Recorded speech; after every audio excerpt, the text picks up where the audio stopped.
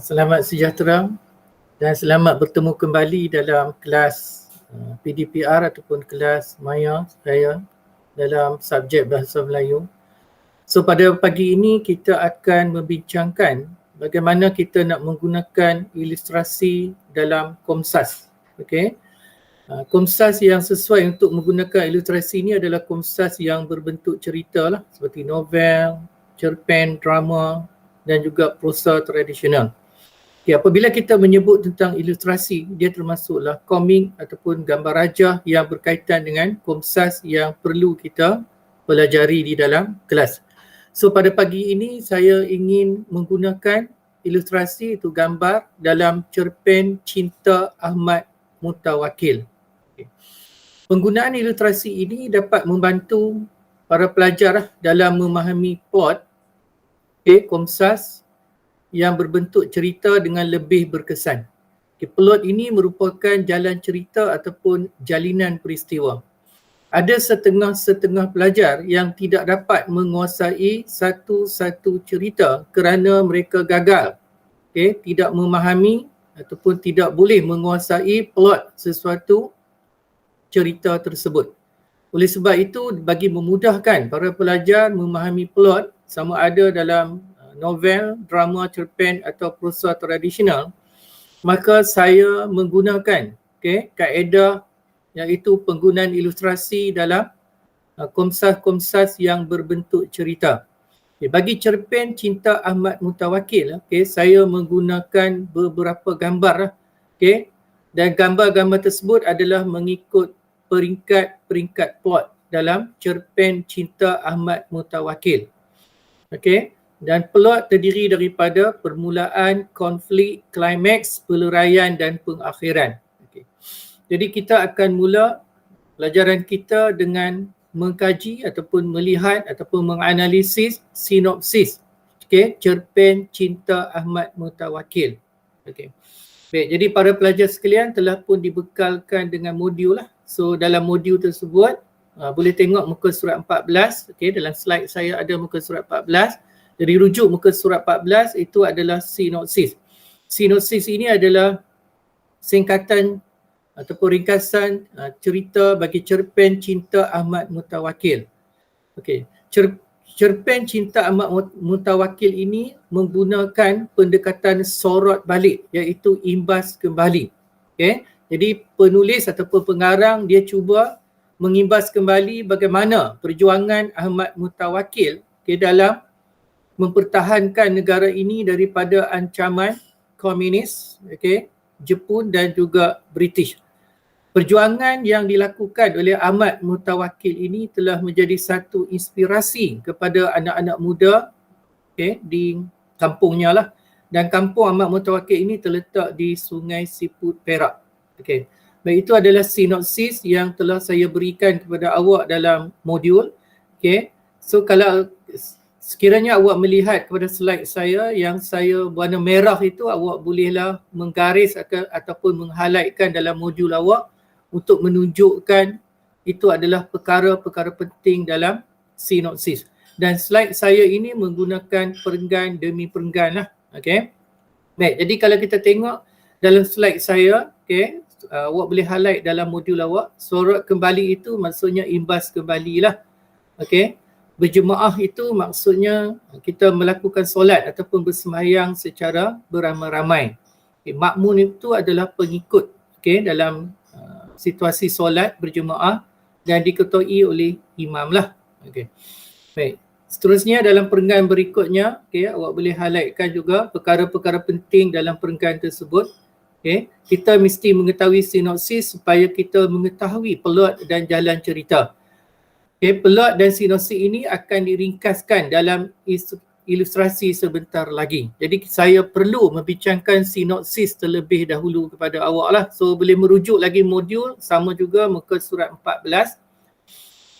Dalam perenggan ini ataupun dalam slide ini saya cuba nak gambarkan bagaimana kehadiran Tuan Booth yang berasal dari England datang ke Sungai Siput, iaitu kampung kelahiran Ahmad Mutawakil. Kehadiran Tuan Booth dari England telah mengubah sosioekonomi. Jadi kalau awak tengok dalam perenggan itu ada berkaitan sosioekonomi lah. Sosioekonomi itu adalah taraf hidup.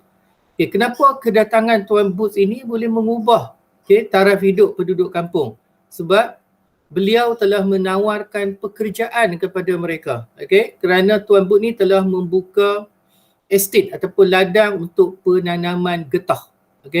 Jadi apabila beliau memulakan penanaman getah di estate ataupun di ladang beliau, jadi beliau memerlukan lebih banyak tenaga kerja.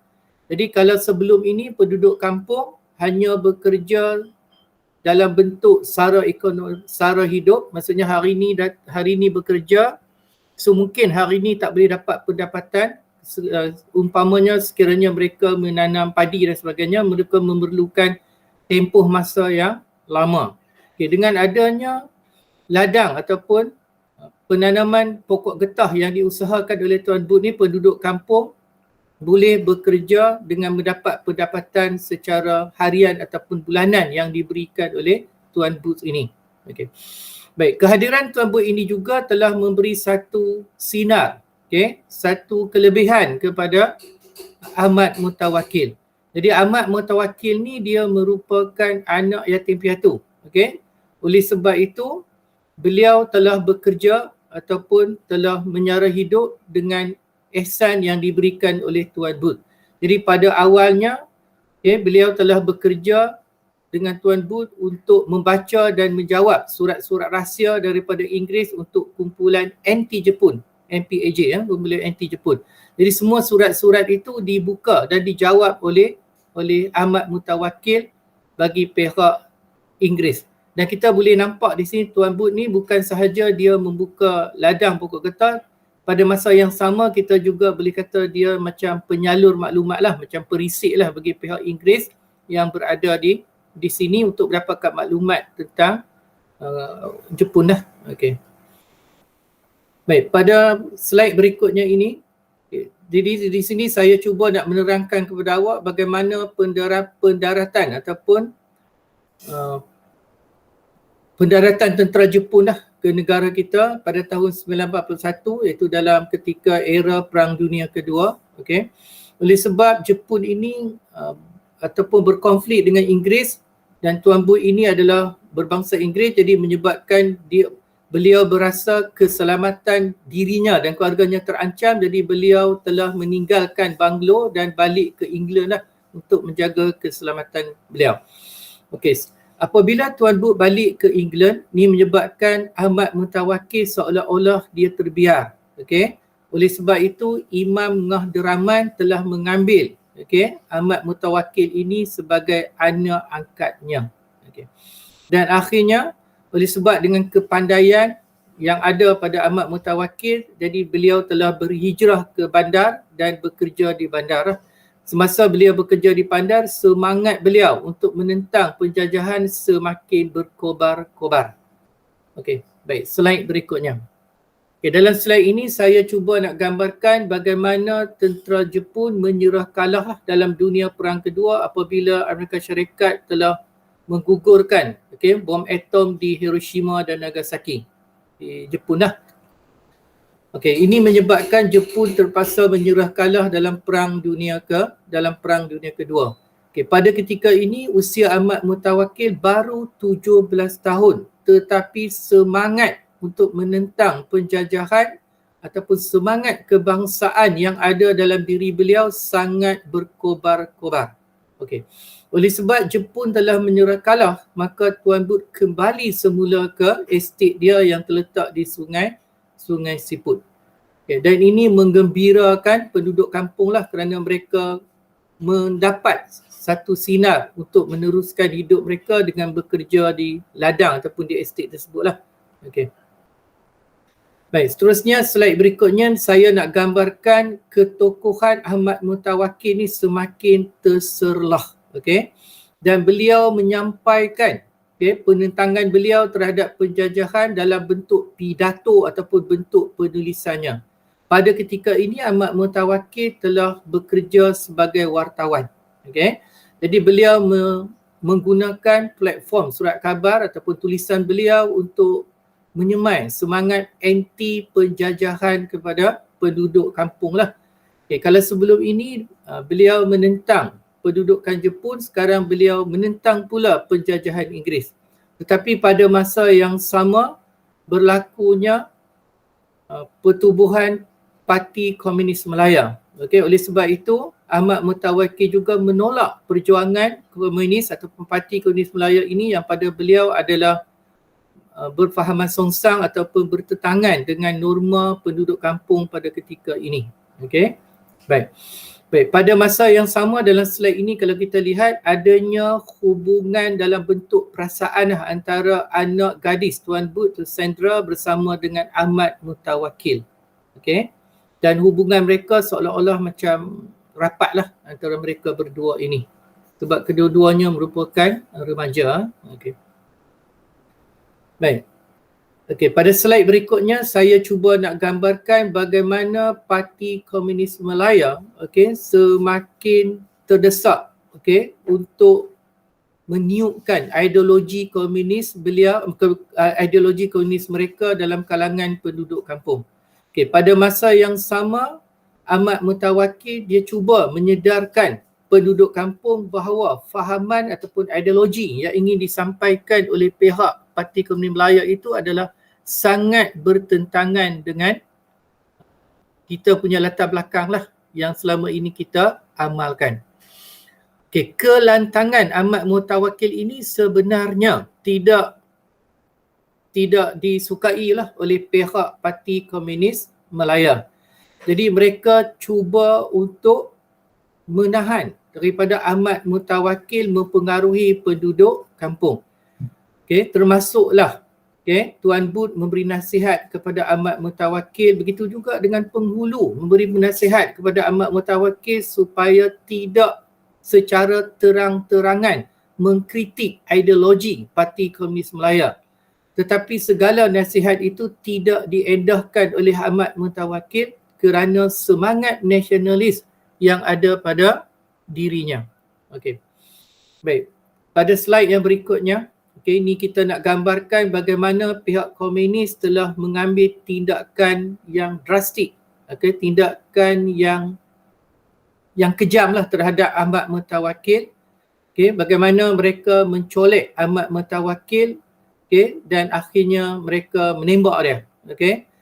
Dan di situlah kita dapat lihat tajuk dia Cinta Ahmad Mutawakkil. Cinta ini nak gambarkan cinta beliau terhadap negara, cinta beliau terhadap perjuangan tokoh-tokoh nasionalis sehingga sanggup mengorbankan nyawa beliau. Apabila beliau dicolek sebelum ditembak, penduduk kampung cuba mencari Ahmad Mutawakkil tetapi mereka gagal. Gagal menemui beliau lah, kerana beliau disembunyikan oleh pihak komunis. Kerana kelantangan beliau mengkritik Parti Komunis Malaya. Pada slide yang berikutnya kita dapat lihat di situ bahawa Ahmad Mutawakkil ini setelah hilang tiba-tiba dia muncul di surau. Apabila dia muncul dalam keadaan yang cedera parah. So akhirnya beliau meninggal dunia lah akibat ditembak. Dan kita yakinlah tembakan itu adalah dilakukan oleh pihak Parti Komunis Malaya. Dalam slide ini juga digambarkan bahawa pada 31 Ogos 1957 itu negara kita mencapai kemerdekaan, penduduk kampung telah mengadakan dua majlis. Satu majlis doa kesyukuran sebagai tanda bersyukur bahawa merdekanya tanah air kita daripada British lah. Manakala satu lagi majlis adalah majlis bacaan tahlil bagi mengenang jasa dan pengorbanan Ahmad Mutawakkil yang sanggup mengorbankan nyawanya sebagai menentang sebarang bentuk penjajahan di negara kita, amnya ataupun di tempat beliau khususnya lah.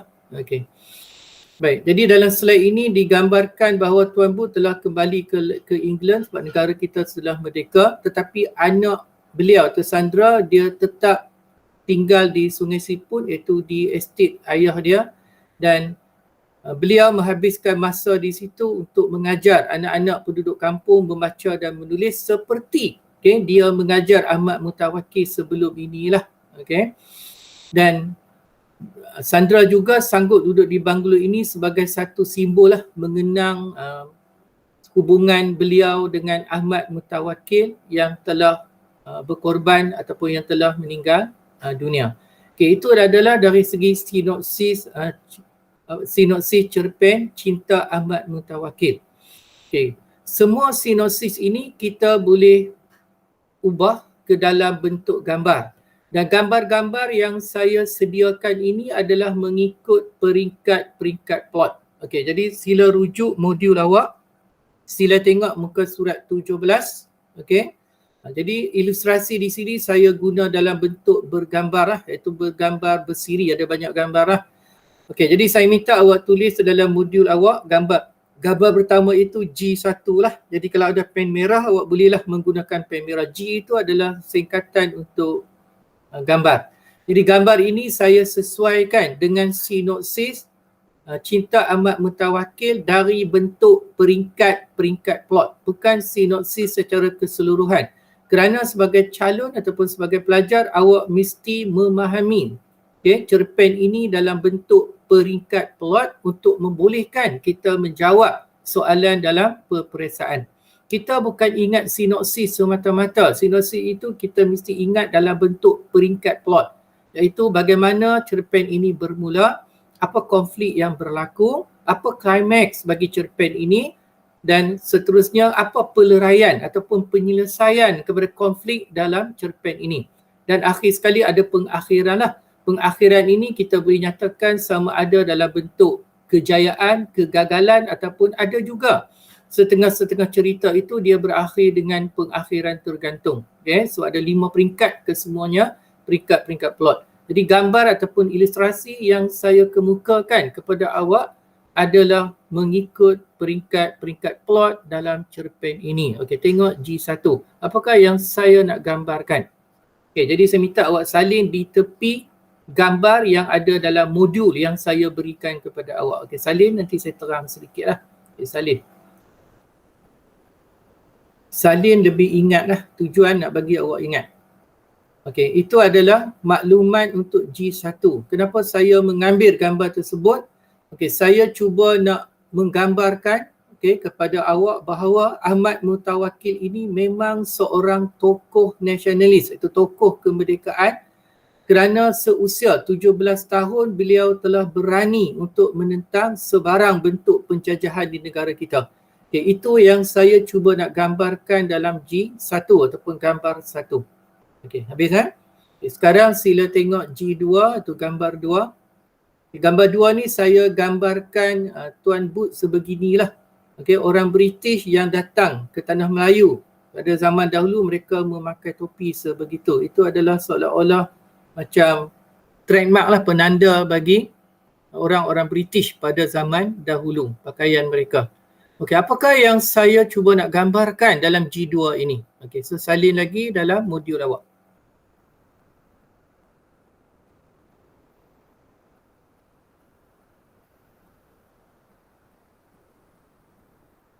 Okey, baik. Dalam G2 ni saya nak gambarkan kehadiran Tuan Booth sekeluarga dari England, okey, yang membuka estate tadi, ladang, okey, telah membawa perubahan. Okay, bukan sahaja kepada penduduk kampung tapi perubahan kepada Ahmad Mutawakkil pada masa depannya. Okey, dalam gambar ini juga saya gambarkan Sandra telah mengajar Ahmad Mutawakkil membaca dan menulis. Okey, sebab sebelumnya Ahmad Mutawakkil ini seorang yang buta huruf. Okey, dengan kepandaian atau kebolehan yang beliau ada ini menyebabkan beliau bertugas, ingat lagi tadi, bertugas sebagai membaca surat Inggeris dan membalas kembali surat tersebut.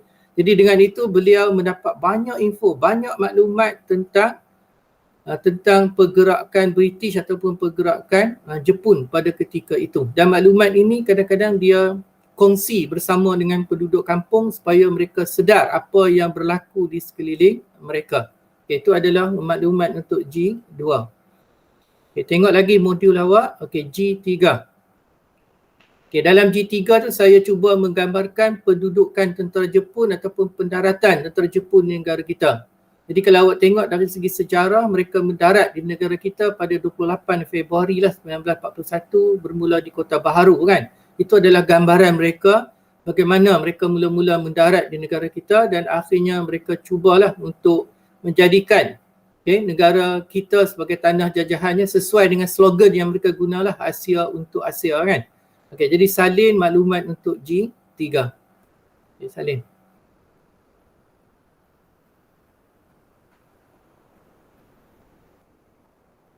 Okey, baik.